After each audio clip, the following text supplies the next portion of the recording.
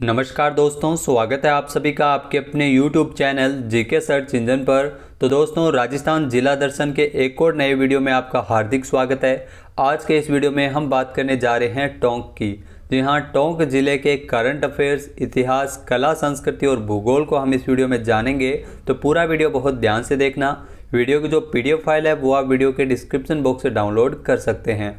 तो चलिए स्टार्ट करते हैं राजस्थान जिला दर्शन। लेकिन उससे पहले देख लेते हैं टोंक जिले का मैप। जी हाँ, टोंक जिला है वो अजमेर संभाग के अंतर्गत आता है। इसकी जो प्रमुख तहसीलें हैं निवाई, टोंक, उनियारा, पीपलू, टोडा रायसिंह, देवली, मालपुरा, ये प्रमुख तहसील है टोंक की। सबसे पहले टोंक के करंट अफेयर्स के जानते हैं। जो जनवरी से लेकर अब तक इम्पोर्टेंट जो टोंक जिले से संबंधित करंट अफेयर्स के क्वेश्चन बने थे, आइए देखते हैं। तो दिल्ली मुंबई एक्सप्रेसवे जो राजस्थान के 7 जिलों से होकर गुजरेगा, जिसमें टोंक भी शामिल है। जी हाँ, दिल्ली मुंबई एक्सप्रेसवे पर राजस्थान में 12 हेलीपैड भी बनाए जाएंगे। मेडिकल इमरजेंसी और अन्य कार्यों के लिए रास्ते में ये 12 हेलीपैड बनेंगे, जिसमें 4 दौसा में, 6 सवाई माधोपुर में और 2 कोटा में बनाए जाएंगे। तो नागरिक विमानन मंत्री ज्योतिरादित्य सिंधिया के द्वारा इसकी घोषणा की गई थी।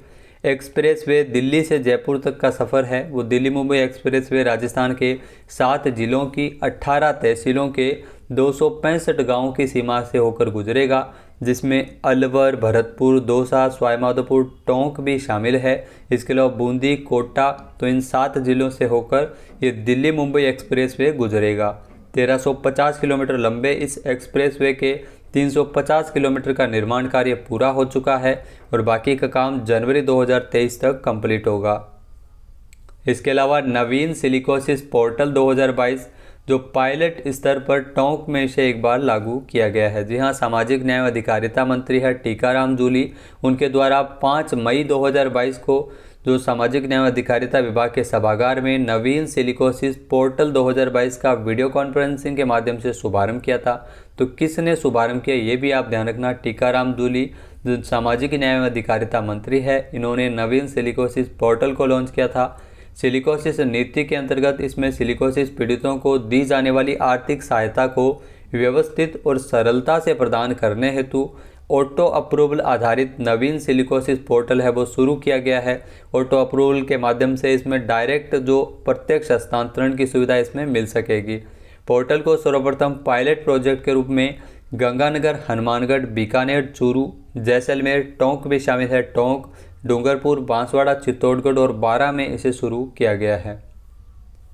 इसके अलावा टोंक जिले के उनियारा के पास 1960 में बने गलवा बांध और उसकी नहरों का जीर्णोद्धार करवाया जाएगा। जी हाँ, टोंक जिले के उनियारा के पास 1960 में गलवा बांध स्थित है, जिस गलवा बांध और उसकी नहरों का जीर्णोद्धार राजस्थान सरकार द्वारा करवाया जाएगा और इसके लिए 33 करोड़ रुपए का बजट मंजूर किया गया है। इस राशि से बांध, मुख्य नहर, शाखा नहर का जीर्णोद्धार करवाया जाएगा। इस बांध से क्षेत्र की 13,000 हेक्टेयर से अधिक भूमि को सिंचाई होती है। साल 2022-23 के बजट घोषणा में इस कार्य को शामिल करते हुए राज्य सरकार द्वारा ये स्वीकृति जारी की गई थी। इसके अलावा टोंक की अदिति हुंडई के CEO राहुल सिंघल को सम्मानित भी किया गया है। कौन सा पुरस्कार मिला है? शुभ बिजनेस आइकॉन अवार्ड मिला है।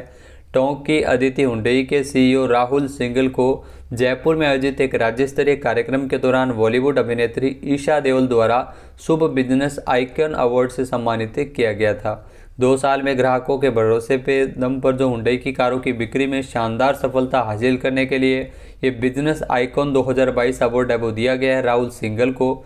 इस समारोह में प्रदेश के 50 से अधिक उद्योगपतियों को 3 श्रेणियों में सम्मानित किया गया था। इस समारोह में राजस्थान में जो राज्य मंत्री है राजीव अरोड़ा के अलावा इसमें राजस्थान के जो नामी उद्योगपति भी शामिल थे।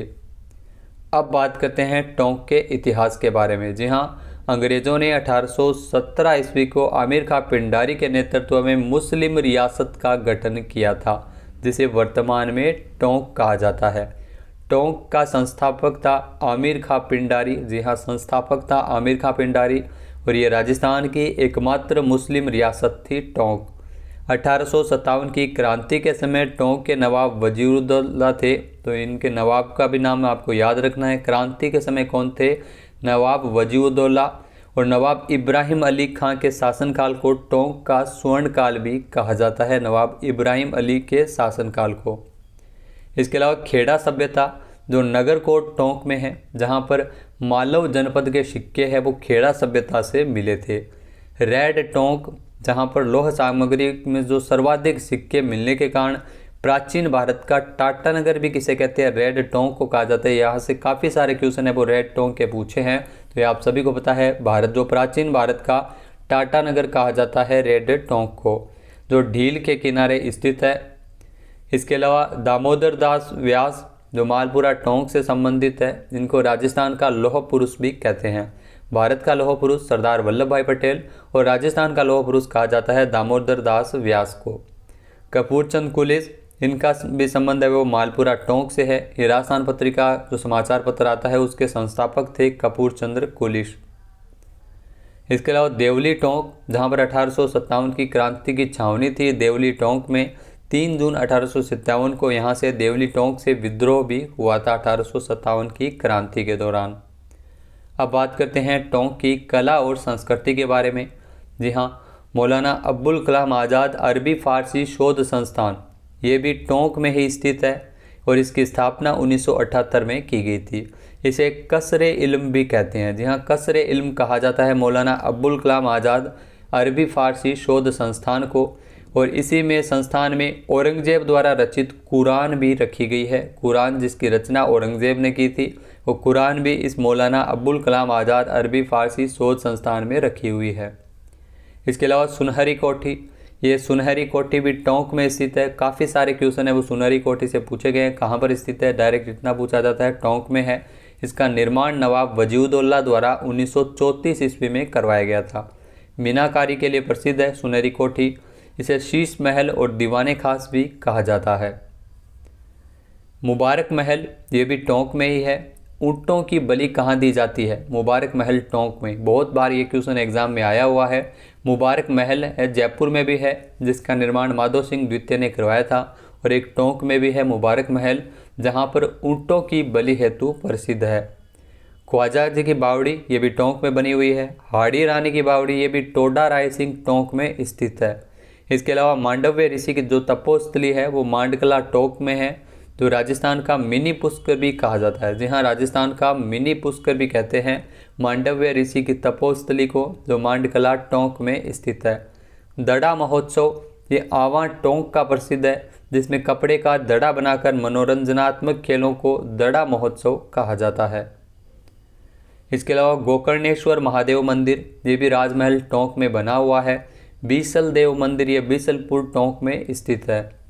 देवधाम दाताजी, जी हाँ, दाताजी टोंक में है, जहाँ पर देवनारायण जी का मंदिर है वो प्रसिद्ध मंदिर बना हुआ है देवधाम में। जो देवधाम दाताजी टोंक में ये मंदिर स्थित है। इसके अलावा देवधाम जोधपुरिया, जी हाँ, जोधपुरिया जो निवाई टोंक, जहाँ पर देवनारायण जी का भी मंदिर बना हुआ है। और यहाँ मानसी, बांडी और खारी नदियों का त्रिवेणी संगम है जोधपुरिया में, तो ये भी आप ध्यान रखना। निवाई टोंक में जो मानसी, बांडी और खारी नदियों का त्रिवेणी संगम है। देवडूंगरी का मंदिर चित्तौड़ में बना हुआ है, ये भी आप ध्यान में रख सकते हैं। संत पीपाजी की गुफा, जी हाँ, टोडा ग्राम में स्थित है टोंक में। संत पीपाजी की गुफा, पीपाजी ने यहीं पर तपस्या की थी। संत धन्नाजी, जी हाँ, संत धन्नाजी का जन्म धुवन ग्राम टोंक में हुआ था। ये राजस्थान के आदि संत एवं प्राचीन संत माने जाते हैं संत धन्नाजी राजस्थान छोड़कर वृंदावन चले गए थे और इन्होंने गुरु रामानंद से काशी में दीक्षा ग्रहण की थी।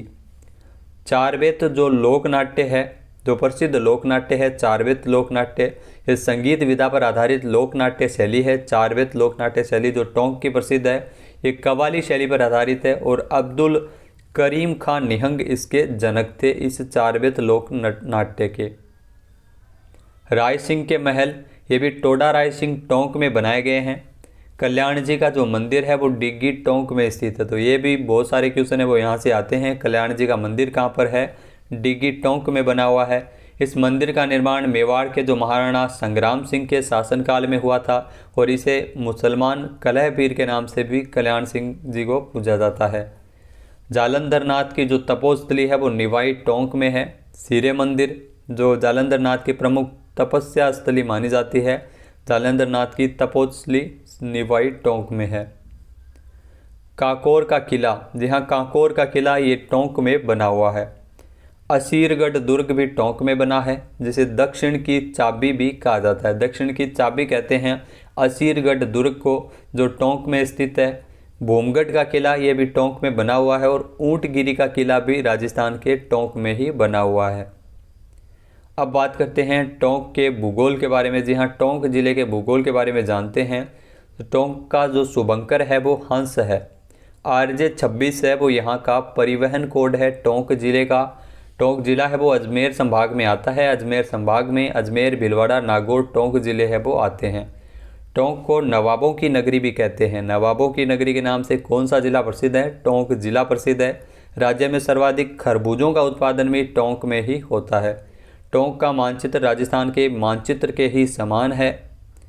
इसके अलावा बीसलपुर बांध परियोजना, जी हाँ ये काफ़ी प्रसिद्ध है बांध। बीसलपुर बांध आप सभी को पता है, टोंक में बनास नदी पर स्थित है बीसलपुर बांध परियोजना। ये राज्य की सबसे बड़ी पेयजल परियोजना है। जी हाँ, राज्य की सबसे बड़ी पेयजल परियोजना है बीसलपुर बांध परियोजना। इस परियोजना की जो पेयजल आपूर्ति है वो टोंक, अजमेर, किशनगढ़, जयपुर तक होती है। ये राजस्थान का एकमात्र कंक्रीट का बांध है। तो ये भी ध्यान रखना, बीसलपुर बांध है जो राजस्थान का एकमात्र कंक्रीट से बना बांध है। टोरडी सागर बांध, ये भी टोंक में है। इस बांध की सभी बोगियां खोलने पर इसमें पानी की एक बूंद भी नहीं बचती है। टोरडी सागर बांध ये टोंक में स्थित है। केंद्रीय भेड़ और खरगोश प्रजनन केंद्र ये आविका नगर टोंक में स्थित है। तो ध्यान रखना, भेड़ प्रजनन केंद्र भी आविका नगर टोंक में है और खरगोश प्रजनन केंद्र भी आविका नगर टोंक में स्थित है और इसकी स्थापना 1962 में की गई थी। मयूर बीड़ी उद्योग ये राजमहल टोंक में है। यहाँ पर आपको बता दें कि राजमहल में बनास, डाई और खारी का त्रिवेणी संगम है। बनास, डाई और खारी नदियों का त्रिवेणी संगम है राजमहल टोंक में, और राजमहल टोंक में ही मयूर बीड़ी उद्योग भी है। राजस्थान में तांबड़ा का सर्वाधिक उत्पादन है वो राजमहल टोंक में होता है। ध्यान रखना, राजमहल टोंक में तांबड़ा का सर्वाधिक उत्पादन होता है। मयूर बीड़ी उद्योग भी यहाँ पर स्थित है और गार्नेट का भी सर्वाधिक उत्पादन है वो राजमहल टोंक में ही होता है। इसके अलावा वनस्थली विद्यापीठ, जी हाँ वनस्थली विद्यापीठ ये निवाई टोंक में स्थित है। इस विद्यापीठ का जो पुराना नाम शांताबाई शिक्षा कुटीर था, जीवन कुटीर के नाम से भी इसे जानते हैं। वनस्थली विद्यापीठ की स्थापना रतन शास्त्री और हीरालाल शास्त्री के द्वारा 1935 ईस्वी में की गई थी। 1943 को शांताबाई शिक्षा कुटीर के नाम से वनस्थली विद्यापीठ है उसका नाम है वो बदला गया था 1943 में। 1983 को वनस्थली विद्यापीठ को डीम्ड विश्वविद्यालय का दर्जा है वो 1983 में दिया गया था। तो ये भी आप ध्यान रख सकते हैं। सोहेला गोलीकांड, जी हाँ सोहेला गोलीकांड 2005 में टोंक के सोहेला नामक स्थान पर पुलिस और किसानों के बीच हुई गोलीबारी में कई किसान मारे गए थे। तो इसके बारे में भी आप याद रख सकते हैं। सोहेला गोलीकांड जो साल 2005 में हुआ था, सोहेला नामक स्थान पर टोंक में हुआ था। और राजस्थान में ऊनी नमदे है वो टोंक के काफ़ी प्रसिद्ध है ऊनी नमदे। तांबड़ा खनिज, जी हाँ तांबड़ा खनिज को रक्तमणि भी कहते हैं और राजस्थान में सर्वाधिक तांबड़ा का जो उत्पादन है वो टोंक जिले से ही होता है। तांबड़ा लोहे और एल्यूमिनियम का मिश्रण होता है। तो दोस्तों ये थे राजस्थान के टोंक जिले से संबंधित सभी महत्वपूर्ण जानकारी। वीडियो आपको कैसा लगा हमें कमेंट बॉक्स में ज़रूर बताइएगा। चैनल पे नए हैं, सब्सक्राइब नहीं किया है तो अभी सब्सक्राइब बटन पे क्लिक करें। इस वीडियो की जो PDF फाइल है वो आप शाम तक वीडियो के टेलीग्राम चैनल से डाउनलोड कर सकते हैं। इसके अलावा राजस्थान के जो जिला दर्शन की हमारी सीरीज़ चल रही है उसमें हम आपके लिए लगातार जिला दर्शन के वीडियो है वो 7 दिनों में कम से कम 3 जिला दर्शन आपको प्रोवाइड करवाए जाएंगे। तो वीडियो देखने के लिए धन्यवाद। जय हिंद, जय भारत, जय राजस्थान।